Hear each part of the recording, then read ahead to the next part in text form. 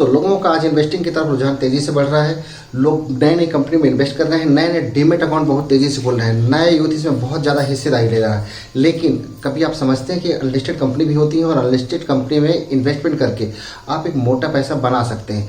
Unlisted company जैसे Tata capital, HDB finance, OYO, bolt इस तरीके की कंपनी है जो मार्केट में बहुत बड़ा एक हिस्सेदारी रखती हैं और बहुत बड़ी पैठ बना के भी रख रही हैं, लेकिन वो लिस्ट नहीं होती हैं। तो आखिर ये समझने की कोशिश करेंगे कि आखिर लिस्ट और अनलिस्टेड कंपनी में फ़र्क क्या है और इसमें इन्वेस्टमेंट कैसे करें, और इन्वेस्टमेंट करेंगे तो उसके फायदे नुकसान क्या हो सकते हैं। आप ये भी समझ रहे होंगे कि आखिर शार्क टैंक जैसे लोग होते हैं जो स्टार्टअप में और इन अनलिस्टेड कंपनी में हिस्सेदारी ले लेते हैं, और जब ये कंपनी लिस्ट होती है तो ये मोटा पैसा बना लेते हैं। तो इस तरीके की बहुत सारी बातें हैं जिसकी समझने की कोशिश करेंगे हम इस वीडियो पर। तो प्लीज़ वीडियो पर बने रहिए और हमारे चैनल महेश राजेश इन्फो को सब्सक्राइब कर लीजिए, वीडियो को लाइक कर लीजिए, शेयर अवश्य कीजिएगा। तो शुरू करते हैं आज का इंफोटेनमेंट, फाइनेंस का इंफोटेनमेंट। एक डिस्क्लेमर है कि हम जिस भी कंपनी का नाम ले रहे हैं इस वीडियो पर वो एग्जांपल है, इसके अलावा कुछ नहीं है। दूसरा ये है कि मार्केट में इन्वेस्टमेंट करना चाहे लिस्टेड कंपनी और अनलिस्टेड कंपनी हो, दोनों जोखिम भरा हो सकता है। कोई भी इन्वेस्टमेंट करें आप अपने स्वविवेक से करें, अपने सलाहकार से सलाह लेकर करें। हमारे कहने पर नहीं, हम सिर्फ जानकारी दे रहे हैं, सलाह नहीं दे रहे हैं। अब चर्चा कर लेते हैं कि लिस्टेड कंपनी और अनलिस्टेड कंपनी क्या होती है। लिस्टेड कंपनी होती है जो स्टॉक एक्सचेंज में लिस्ट होती है। हमारे यहाँ दो स्टॉक एक्सचेंज हैं, नेशनल स्टॉक एक्सचेंज और बॉम्बे स्टॉक एक्सचेंज, एनएसई और बीएसई, दोनों में लिस्ट हुए रहती हैं। उनको वो कंपनी लिस्टेड कहलाती है। एक कंपनी आईपीओ के द्वारा एक इनिशियल पब्लिक ऑफरिंग जारी करती है, उसके बाद इसमें लिस्ट हो जाती हैं। इनके शेयर मार्केट में उपलब्ध हो जाते हैं और ये खरीदने बिकने के लिए तैयार रहते हैं। आप कभी भी खरीद सकते हैं, कभी बेच सकते हैं। इनकी फाइनेंशियल पोजीशन भी दिखते रहती है, क्लियर दिखते रहती है, क्योंकि SEBI stock exchange board of India in पर काफ़ी नज़र रखता है। इनकी क्वार्टरली फाइनेंशियल रिपोर्ट मांगता है और कोई भी अनियमितता होने से इन पर लगाम लगा सकता है, लगाते रहता है। इसलिए इन कंपनी पर काफ़ी ट्रांसपेरेंसी रहती है और हम देख सकते हैं। दूसरा, अनलिस्टेड स्टॉक रहते हैं कि जो ये दोनों में लिस्ट नहीं रहती, दोनों स्टॉक एक्सचेंज में लिस्ट नहीं हुई रहती, चाहे बॉम्बे स्टॉक एक्सचेंज हो या नेशनल स्टॉक एक्सचेंज हो, ये दोनों में लिस्ट नहीं हुई रहती हैं। ये मिनिस्ट्री ऑफ कॉरपोरेट अफेयर्स के अंतर्गत आती हैं, एमसीए में लिस्ट रहती हैं और इनकी पूरे फाइनेंशियल पोजीशन की जानकारी जो रखता है एमसीए रखता है और वही इनकी रिपोर्ट जारी रखता है।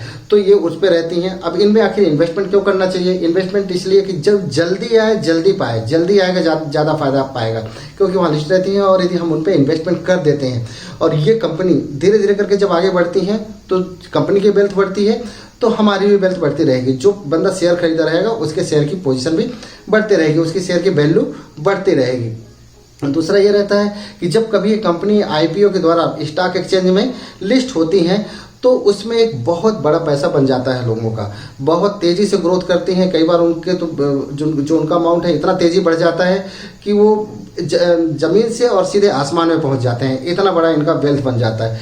ये पोजीशन रहती है। और दूसरा ये रहता है कि कई बार हम जब कंपनी का आईपीओ आता है और आईपीओ में अप्लाई करते हैं तो आईपीओ हमको मिलता नहीं है, लेकिन यदि हम उसके शेयर पहले से लिए रहते हैं तो 100% श्योर है कि वो हमको उसकी जो उस लिस्टिंग में हमारे शेयर जितने भी रहेगा तो वो मिल ही जाएगा। कई कंपनी जो डिजिटल फार्म में रहती हैं वो डिजिटल फार्म में भी उनका शेयर मिलता है, और जो फिजिकल फार्म में रहती है तो फिजिकल फार्म में मिल रहा होता है। दोनों फार्म में ये अनलिस्टेड कंपनी का शेयर मिल सकता है।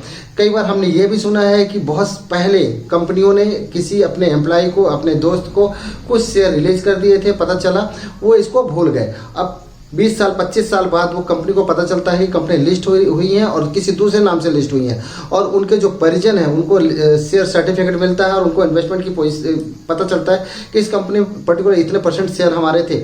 वो जाकर लीगली उनके क्लेम करके और उसे हासिल कर सकता है।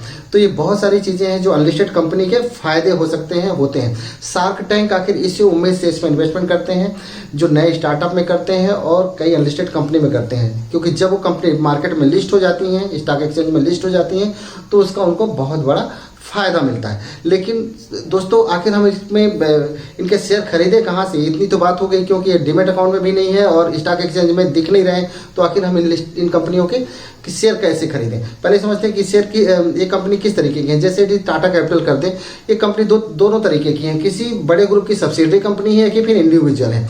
बड़े ग्रुप की सब्सिडरी कंपनी हो गई, जैसे टाटा कैपिटल हो गई तो टाटा सन्स की सब्सिडरी कंपनी हो गई। एचडीबी फाइनेंस हो गई, वो HDFC फाइनेंस, HDFC बैंक की सब्सिडी कंपनी हो गई। वहीं पर अगर ओयो, बोल्ट इस तरह की कंपनी देखें तो इंडिविजुअल कंपनी में है, किसी बड़े ग्रुप की सब्सिडी कंपनी नहीं है। तो आखिर हम इन सब में इन्वेस्टमेंट कर सकते हैं। और हम कई बार ये लगता है कि हाँ, शार्क टैंक तो बहुत बड़ा पैसा लगाकर इन कंपनियों के शेयर खरीदते हैं, तो हम कैसे खरीदेंगे? नहीं, आप और हम कभी भी इसमें ऐसे प्लेटफॉर्म आ गए हैं, ऐसे पोर्टल आ गए हैं। हम उसी पोर्टल की बात कर रहे हैं, प्रिसाइज एक पोर्टल है, उससे आप ले सकते हैं। उसके पहले ये समझ सकते हैं कि और किस तरीके से कर सकते हैं। तो इसमें यदि आप किसी अनलिस्टेड कंपनी के शेयर खरीदना चाहते हैं तो एक तो डायरेक्ट प्रमोटर से संपर्क करके खरीद सकते हैं। उसमें ये लगता है कि एक निश्चित हिस्सेदारी खरीदने की बात होती है कि भैया हम प्रमोटर से अगर शेयर ले रहे हैं तो इतना इन्वेस्टमेंट होगा तो आप ले सकते हैं, ये बहुत बड़ी बात होती है। दूसरा ESOP होता है। ESOP एक होता है एम्प्लॉय स्टॉक ऑब्जेक्टिव प्रोग्राम होता है, जिसमें कई कंपनी अपने कर्मचारियों से खुश होकर उनको कुछ हिस्सा कंपनी का दे देती हैं, कुछ शेयर दे देती हैं। लिस्ट होने के पहले की बात बता रहे हैं, दे देती हैं। तो हम उस एम्प्लॉय से बात करके और वो हिस्सा, वो शेयर हम ले सकते हैं। दूसरा, कुछ ब्रोकर रहते हैं, उनसे भी ले सकते हैं, कुछ बिचौलियों के द्वारा ले सकते हैं, इसके लिए थोड़ी मेहनत करनी पड़ती है। तीसरा ये कर सकते हैं कि अभी जो मार्केट में बहुत सारे प्लेटफॉर्म आ गए हैं, उनमें से एक प्लेटफॉर्म और भी है, पोर्टल है, जहां पर आप लॉगिन करके अपने नाम और ये सब कुछ, मोबाइल नंबर, ईमेल से रजिस्टर्ड करके आप वहां से सिंगल शेयर भी खरीद सकते हैं।